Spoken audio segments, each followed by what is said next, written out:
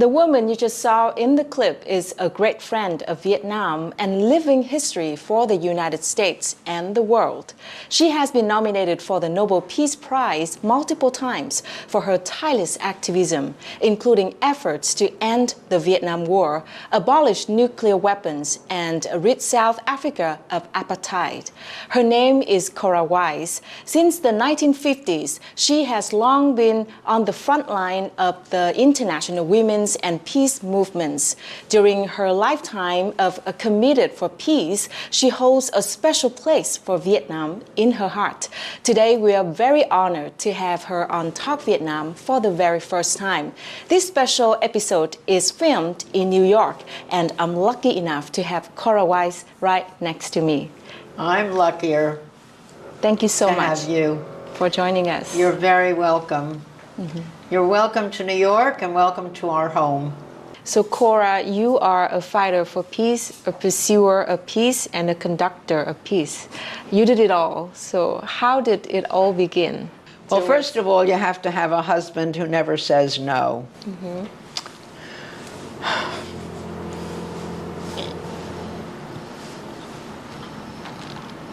And we have him right here in the audience, our special audience. Yeah.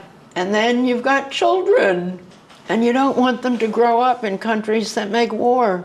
And that includes your children and everybody's children. So that's very strong motivation to keep going. One day, on one of my birthdays, our son said something very funny. He said, we used to have to wait for my mom to come home from Vietnam to get a ride home from school. So, you know, they're laughing about it now. Mm-hmm. And you just do it. So your work started in the 1950s, and by the 1960s, you had more than a decade of frontline organizational experience with peace and justice movements. So how did all of that experience help prepare you with your later work with Vietnam? Well, every day that you're organizing, you learn something new. And if you participate in activism, you become an activist. And that's what happened. So I used to drive the kids to school and then go to Women's Strike for Peace, was the most wonderful organization of women organized initially to prevent the further testing of atomic bombs. And Women's Strike for Peace became my home and my teacher and my inspiration to keep going. And after the women's movement started, the anti-war movement started, because we said, not our sons and not your sons.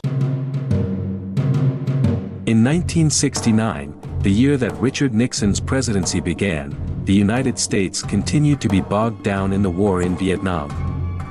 Although previously promising to take action to end the war during the election campaign, President Nixon's administration had no intention of keeping that promise.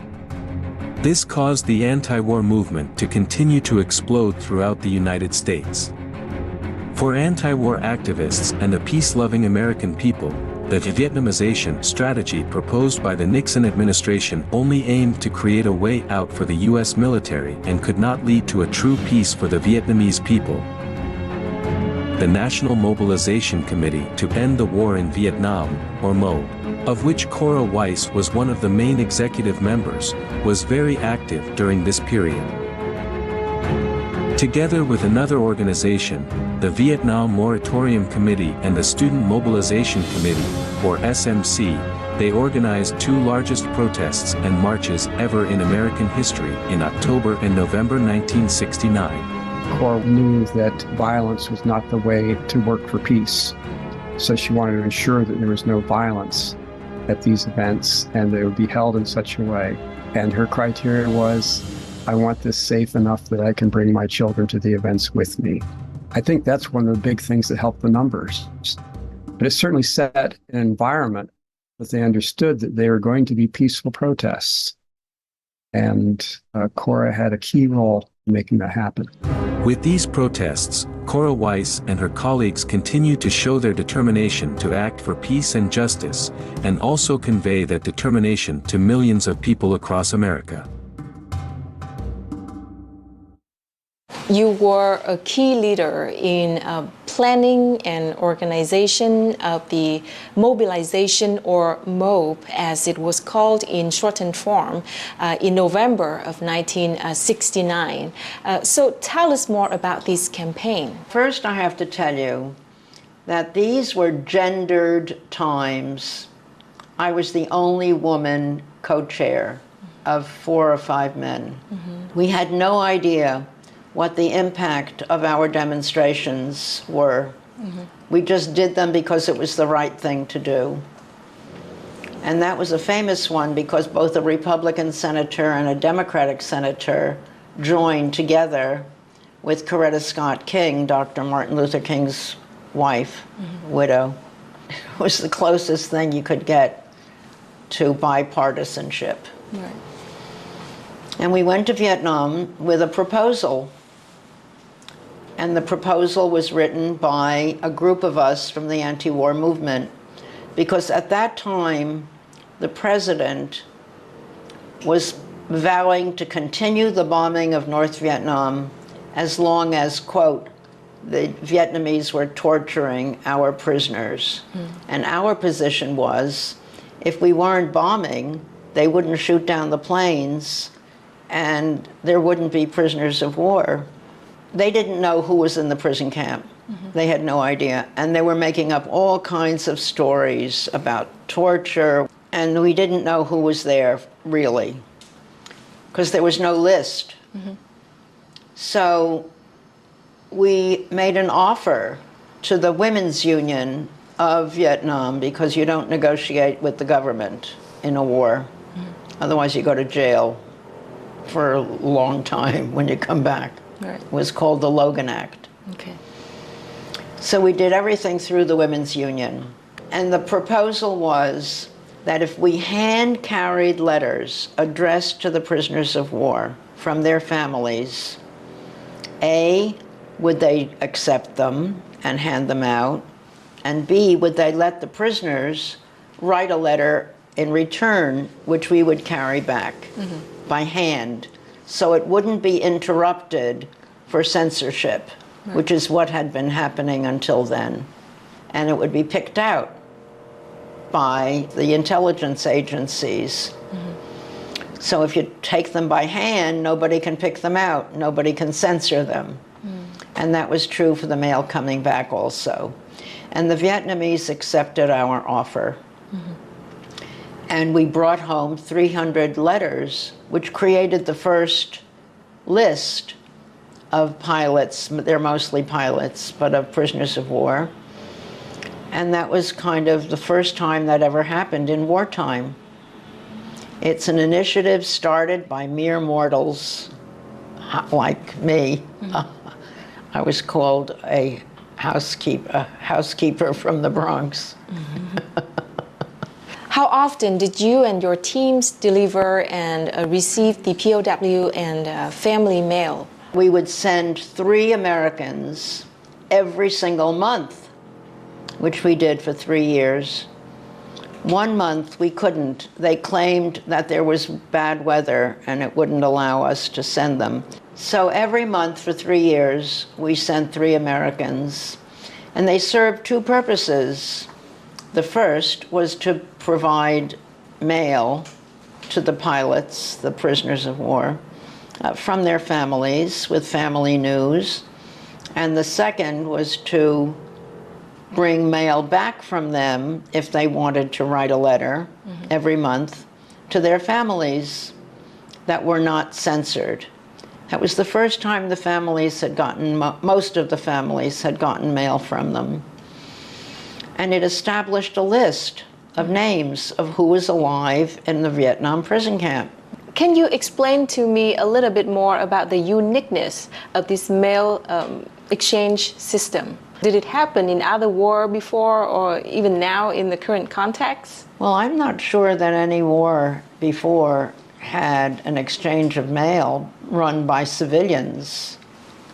And we also not only exchanged mail, but while I was in Vietnam, it occurred to me that maybe we should help the guys in the prison camps get more packages or more things than they were getting. And the Vietnamese really resisted that because they showed us pictures of sabotage material that was wrapped into the packages that they were getting from home so that they could make a radio, for instance, or Morse code system. But I said to them, well, what if they just were allowed to have books, not with hardcovers, games, dice? What if you restricted what could be sent in the boxes? Would you increase them then? And they agreed. The sabotage stopped because we exposed it. What were the larger impacts of facilitating the mail and packages? We had to get rid of the pretext that the government was using to perpetuate the war. And they had created the idea that as long as American soldiers, pilots, were being tortured in prison camps, they would continue to bomb the North. Every month we wrote down the number that we took of letters and the number we brought back. And we kept it on a big chart. It was important because it helped to deflect the pretext that we needed to get rid of for continuing a war based on the prisoner of war issue. How the American administration positioned the POW issue? Some of the politicians would go around giving lectures. Somebody put a cage in the Congress of the United States, in the building, that represented the cages that allegedly the prisoners were held in. Eventually, I guess, we found out they were lies, that the men that were captured were tortured, and so therefore they were going to continue bombing. So it was used to perpetuate the war. And we had to get rid of that so that we could start ending the war. Right. The facilitation of that mail exchange system, did you face any challenges? Because I think it was a lot of work and you sustained it for 3 consecutive years. Yeah, but you had to do it. So we did it. How did you do it? Well, people used to call us and say, can I go?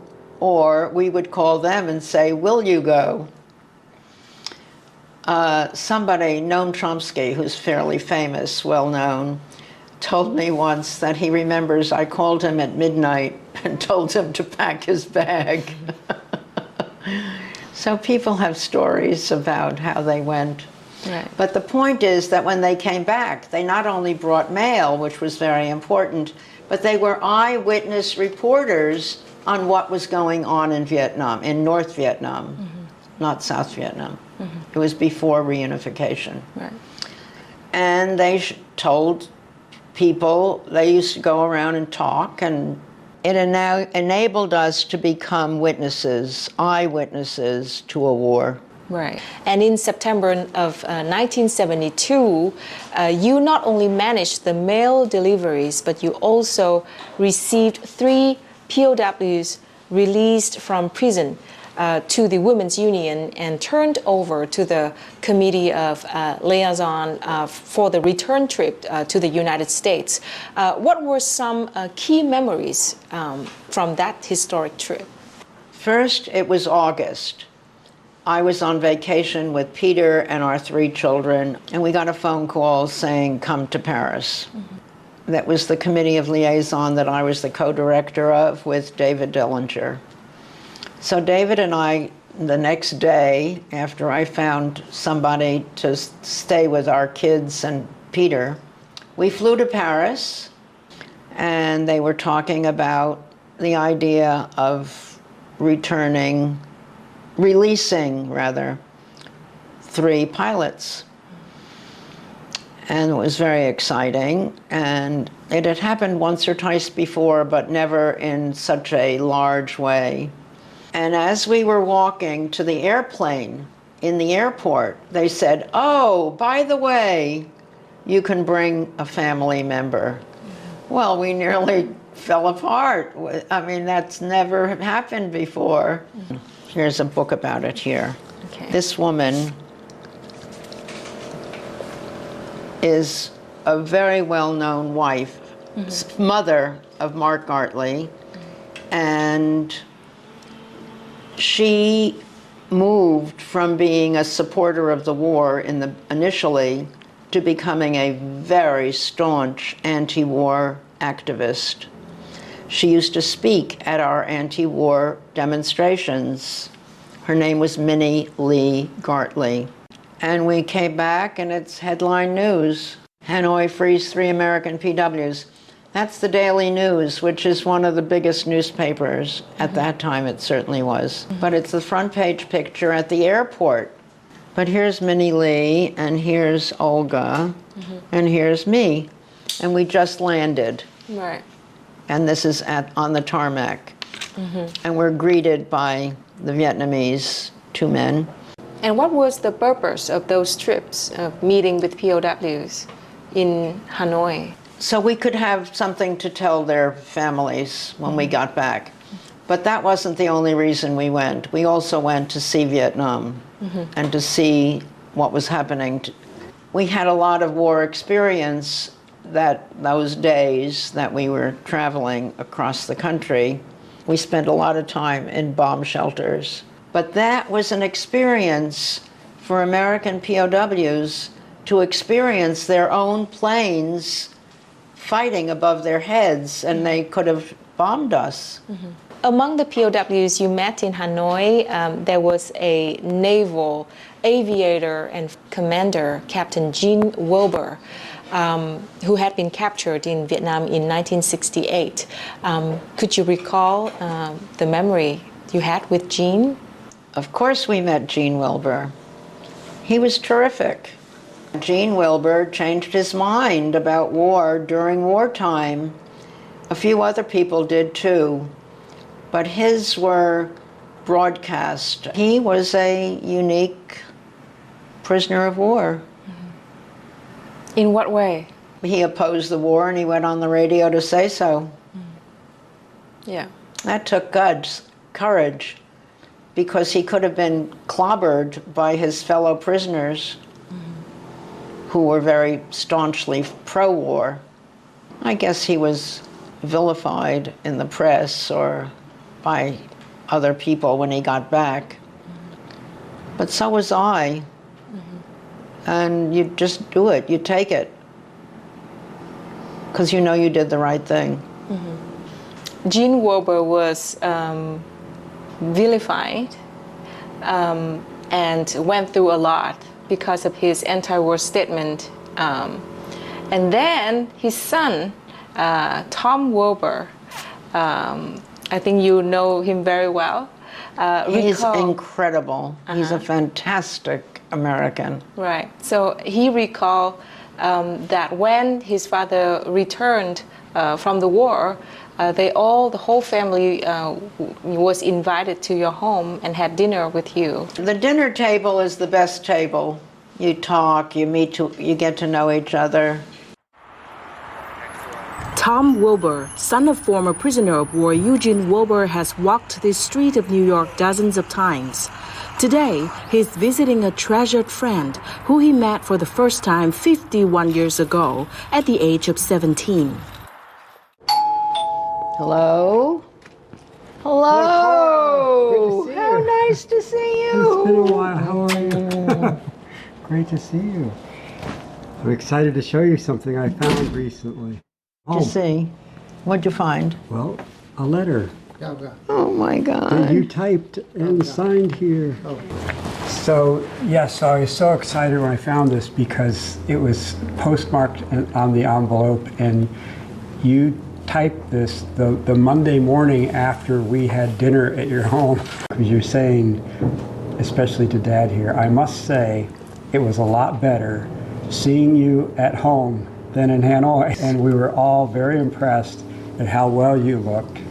It certainly showed on your beaming family who sparkled. Oh, how nice. And it sounds like Cora Weiss saying It this. was. And it was.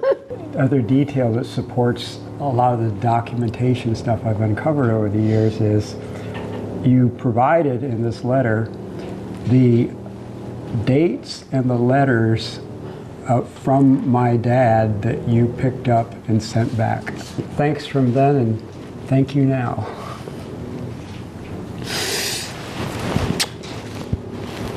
She invited us to her home in New York and made a wonderful dinner for our entire family and her family, and we had dinner together and talked and had a wonderful evening.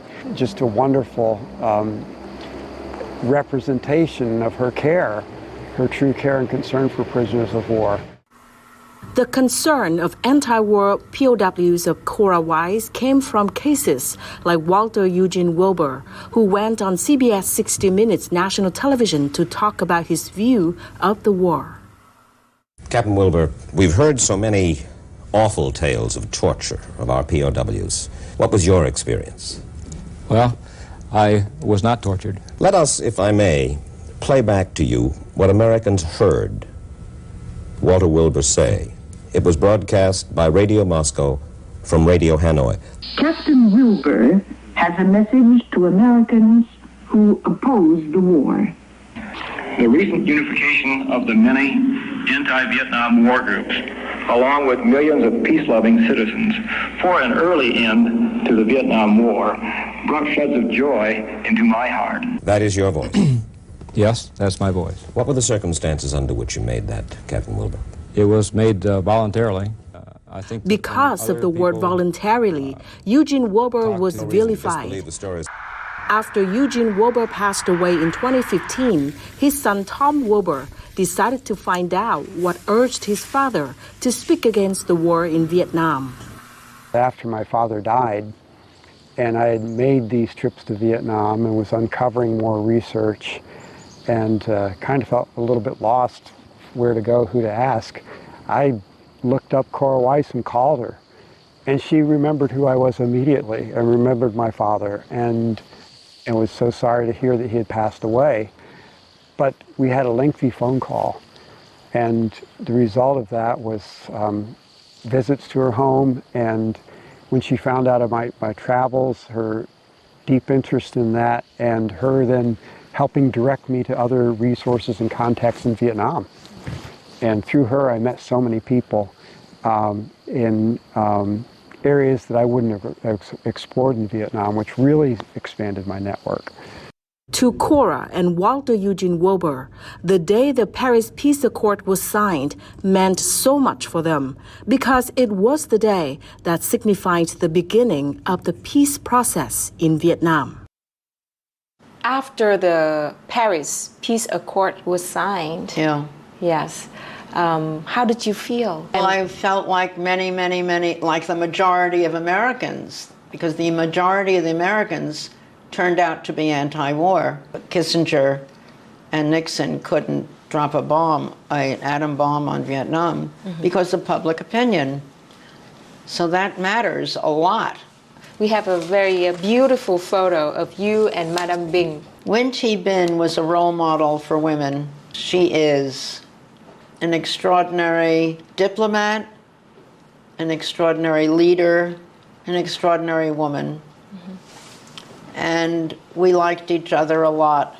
She used to say that she'd been in Paris waiting for the peace talks for 7 generations of swans. She counted the time by the number of little swanlets that she could find, the babies that would come.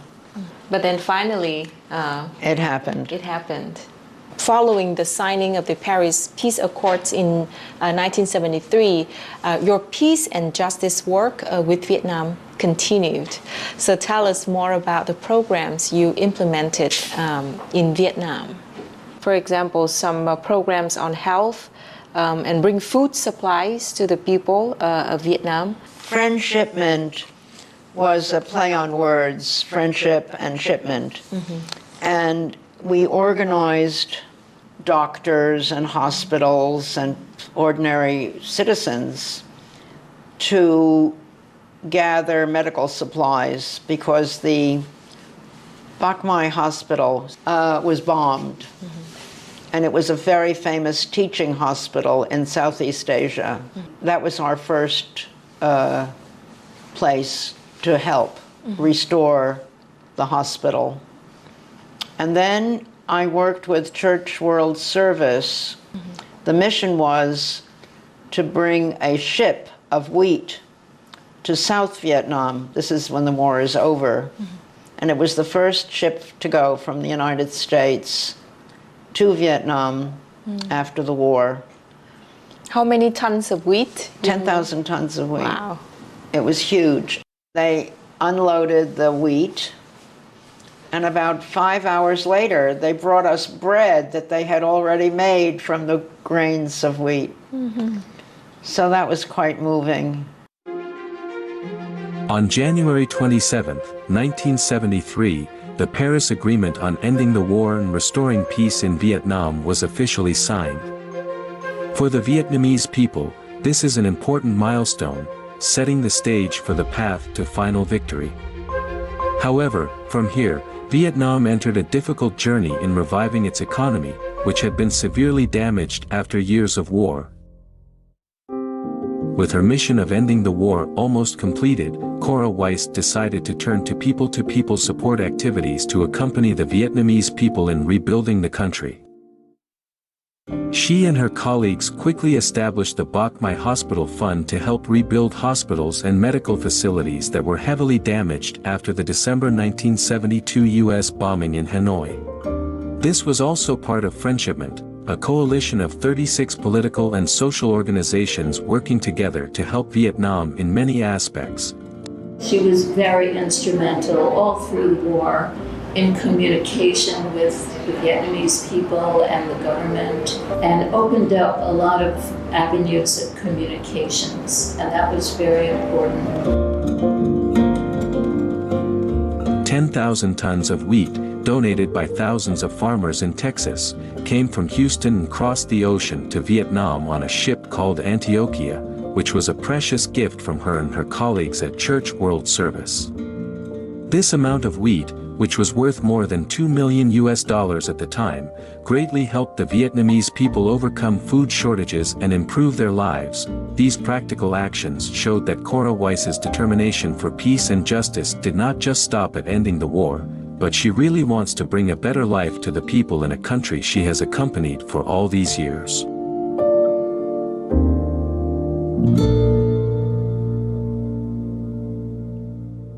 After 1975, when Vietnam reunified, you continued working to assist the country in many aspects for the Vietnamese delegation to the UN in New York. The moment you introduced the Vietnamese flag to be raised in the UN was so emotional.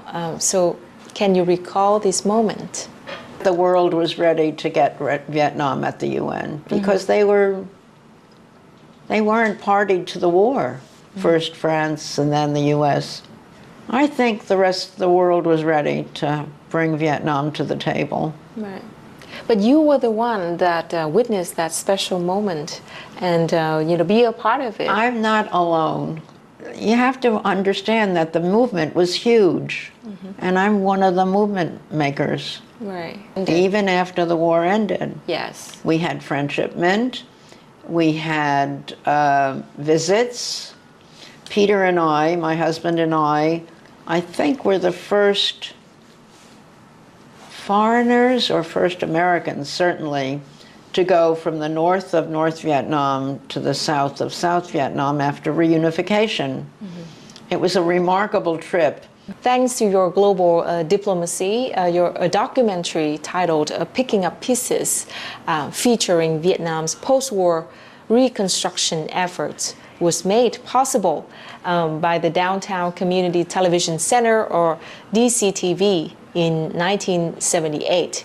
And I believe this documentary made headlines at that time because it was the first time an American television crew was allowed back into Vietnam after the U.S. withdrawal to portray an up-close study of Vietnam's grim post-war reality.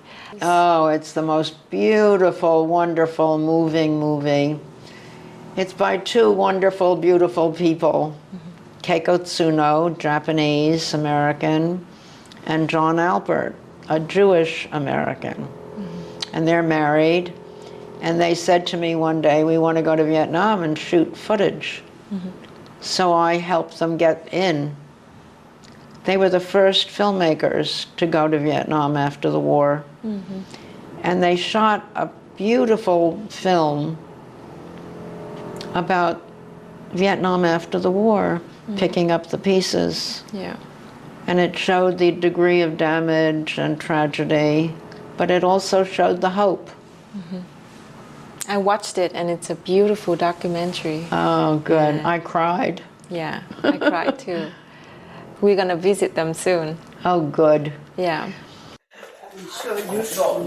Cora Weiss took us to DCTV, a leading documentary production and film education center in New York City, to meet with John Alpert and Keiko Tsuno.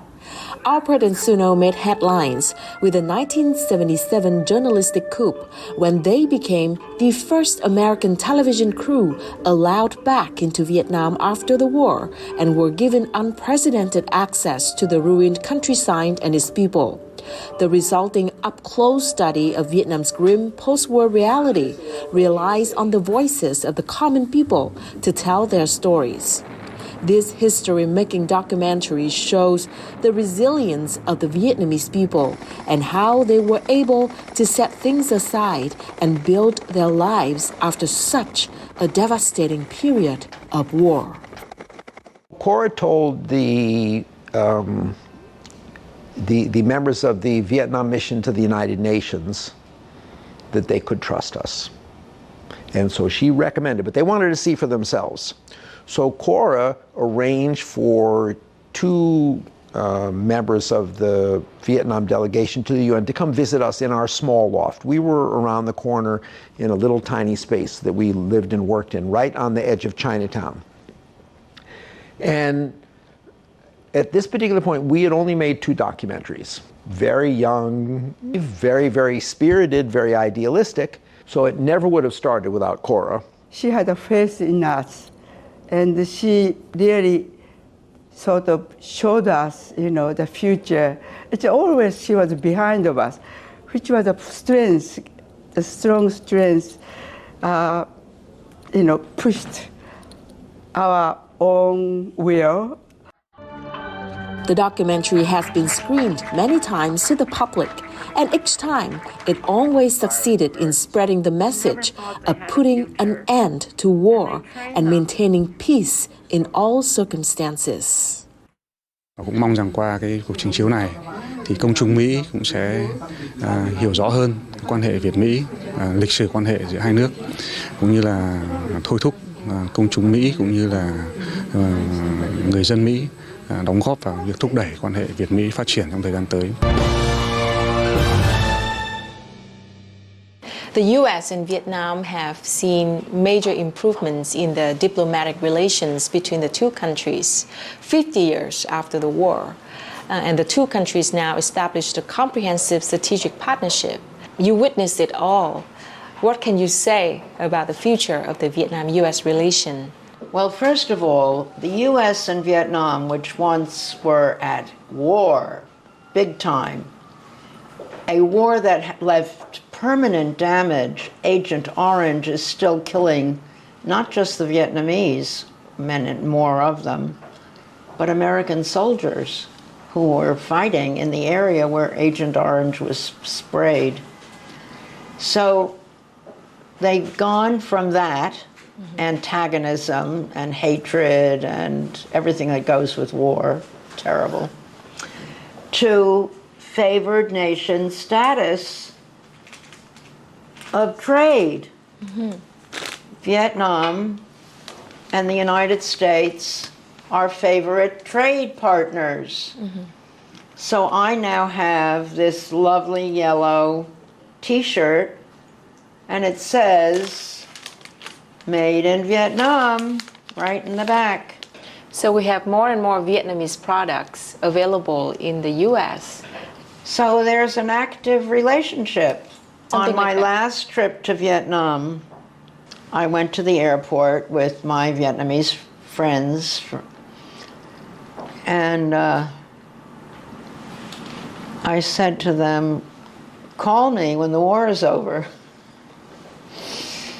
And they said to me, "When the first Vietnamese restaurant opens in New York, you'll know the war is over." And they were right. And now there are so many of Vietnamese restaurants. Yes.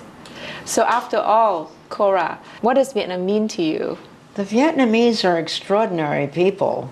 I mean, they have survived the most horrific napalm, Agent Orange. The Vietnamese people have become our friends. Teenagers love going on bicycle trips to Vietnam. It's great for biking. And it's a big tourism business, too. It's a beautiful, beautiful country. But it's been how many years since the war? 1973? So more than 50 years. Exactly. Your math is good. If you have something to say to the Vietnamese audience who would be watching our program, what would you say to them? Thank you. Just that? Yeah. Thank you for being our friends and for winning the war. But just thank you for being and doing. And thank you for your work to promote peace, all of your wisdom. Thank you so much for sharing it to us today. And I hope that our viewers out there would be inspired. Thank you for doing what you're doing. Cora Weiss, a significant leader of the anti-Vietnam War movement, is already at her 90, but she is still very active and working tirelessly, giving her voice to shed more light on things that needed to be correctly understood in the present, mistakes to be learned from the past, and wise advice for future generations. A lifetime fighting for peace, a lifetime of service. That is the legacy of Cora Weiss. But how did it all begin? I leave you with Cora Weiss' words. Nothing happens unless first a dream. Cora Weiss, thank you so much for your insights, for your wisdom, and for your continuous efforts for peace. Thank you, but I'm not 90 yet. I'll be 89 next week. Okay, but by the time we air this, you would be 90. Oh, mon Dieu! It takes so long. And that brings us to the end of our episode here in New York. Thank you for watching, and goodbye for now. Most of the people in the anti-war movement that I came really to respect because of what they did were the people that made the effort to go to Vietnam and see for themselves what it was like. And she was one of those people. And she not only did that,